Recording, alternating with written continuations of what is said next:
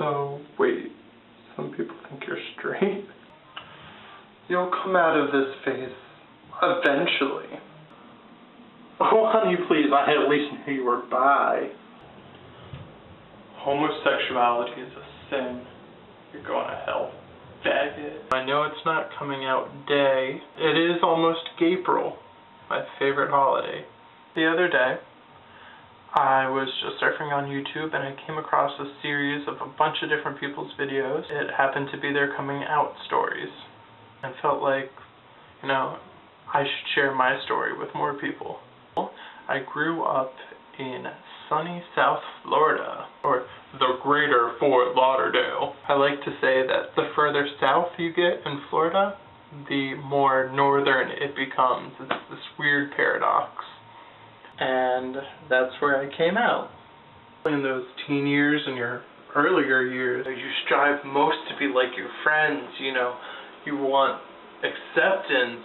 You're going through all these changes. I kind of tried to drown the homo. Really forced myself to start liking women. I dated all my girlfriends that I had at the time, which is all I really had at the time. I had one guy friend and the rest were girls. It's funny. I dated one right after the other in succession. They used to say that they were passing Jim around like a sack of potatoes. There was a bully at school in 7th grade.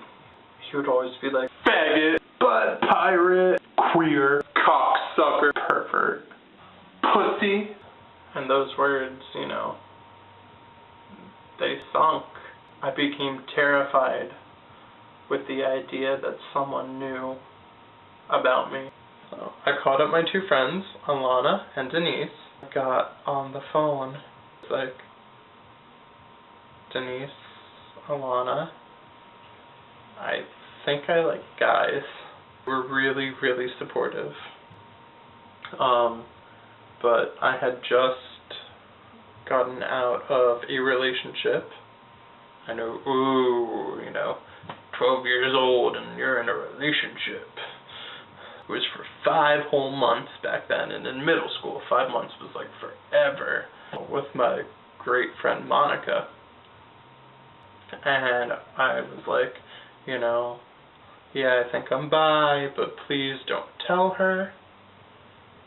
Eventually I did tell her, and she apparently knew it even back when we were dating. I spent the next several months as a bisexual till during a game of Truth or Dare. I was dared to kiss this girl, and I just didn't want to do it. I was like, you know, really, girls aren't for me. I'm sick of pretending like they are. I don't like you girls. It's like work. So, I managed to spend the rest of the summer as, you know, an openly gay male, and it was awesome and liberating. And every time I went to that camp, I just felt like I was free. And then, first day of a new school year, 8th grade, I started to play the pronoun game. Many of you have probably heard of this game. It's where, you know, he, she, let's get rid of those. They. I like that word. They. Oh, do you have a crush on someone? Yeah, Grandma. They're great. People are starting to notice. I just play it cool. My friends and I had just gone to the mall, and they found a shirt that said, "Let's get one thing straight. I'm not." Hopefully I'll post a little picture of that right about now, and you can see what it looked like. Awkward adolescent Jim. Yeah, that's great, isn't it? I decide I'm gonna wear it at school. I'm gonna do it. And I go in, and man, did I cause a ruckus. Every time I walked by, I could hear the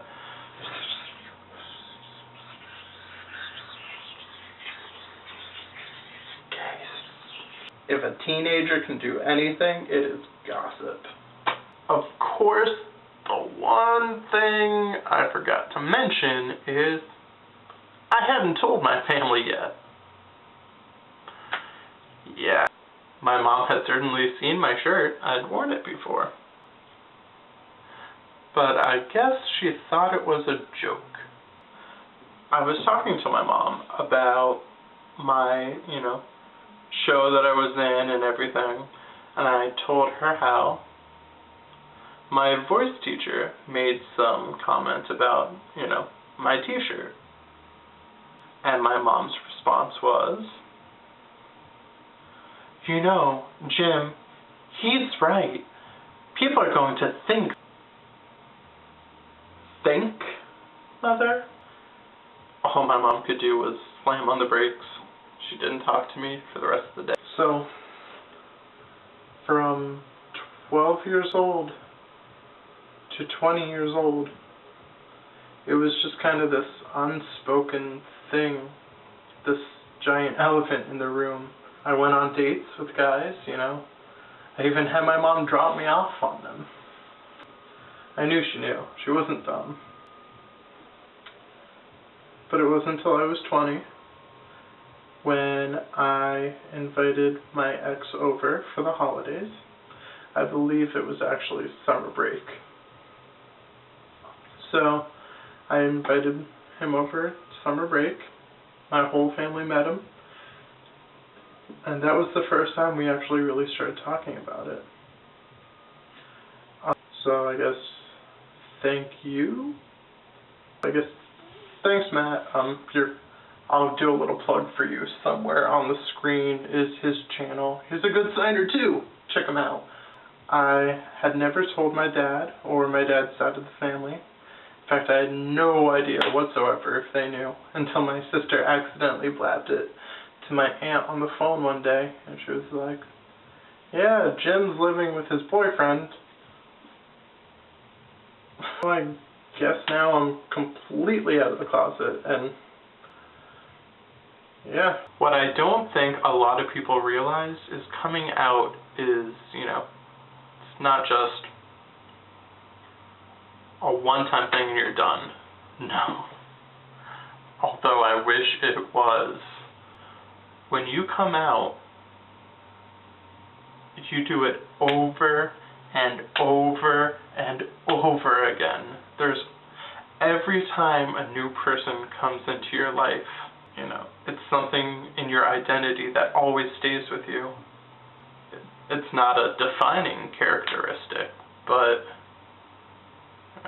it's a part of you. And because social norms say that it's not okay, it's something we as,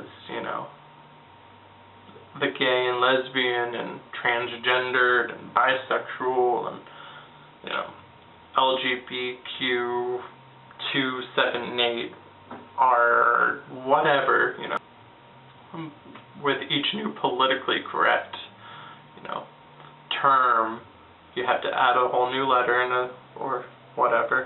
It's just not a one-time thing. You have to do it over and over again. I'm 22 now. A whole decade of being out. When I tell people now, I came out at 12, they always say how brave I was and how much strength and courage I had.